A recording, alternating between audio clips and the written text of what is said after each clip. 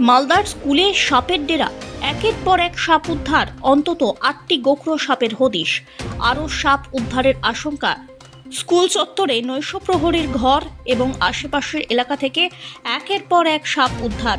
Malda girls high স্কুলে এই ঘটনা ঘটেছে এবং যাতে রীতিমতো চাঞ্চল্য সৃষ্টি হয়েছে। এই স্কুলটাতে প্রাইমারি, সেকেন্ডারি, হায়ার সেকেন্ডারি 3টে ইউনিটই আছে। প্রচুর বাচ্চা এখানে পড়াশোনা করে, কিন্তু স্কুলের যে ক্যাম্পাসটা মানে কম্পাউন্ডটা, সেটাতে কিন্তু যথাযথ ব্যবস্থা বা পরিষ্কার পরিচ্ছন্ন রাখা ইত্যাদির ব্যাপারে একটু গাফিলতি আছে।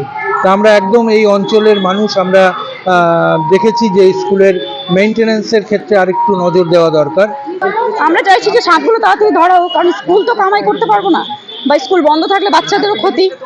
হ্যাঁ, অপরিষ্কার তো আছে, জায়গায় জায়গায় নোংরা আছে, আর গাছ বেশি, তার মধ্যে গাছগুলো ঠিক করা উচিত। তারপর অনেক সময় এই যে পরিষ্কার, মাঝে মধ্যে পরিষ্কার করালে জিনিসগুলো ভালো, কারণ গাছ বেশি থাকলে তো নোংরা হবেই, জঙ্গল হবেই। প্রাথমিক থেকে উচ্চ মাধ্যমিক স্কুলে 1,500-এরও বেশি ছাত্রী রয়েছে এই স্কুলে। স্কুল চলাকালীন সাপ উদ্ধারের ঘটনায় ব্যাপক চাঞ্চল্য ছড়ায়। বন দপ্তরের সাহায্য চায় স্কুল কর্তৃপক্ষ। স্কুলে ঝোপঝাড় এবং অপরিচ্ছন্নতা নিয়ে যথেষ্ট উদ্বিগ্ন অভিভাবক এবং এলাকাবাসী। অবিলম্বে ব্যবস্থা গ্রহণের আর্জি জানানো হয়েছে।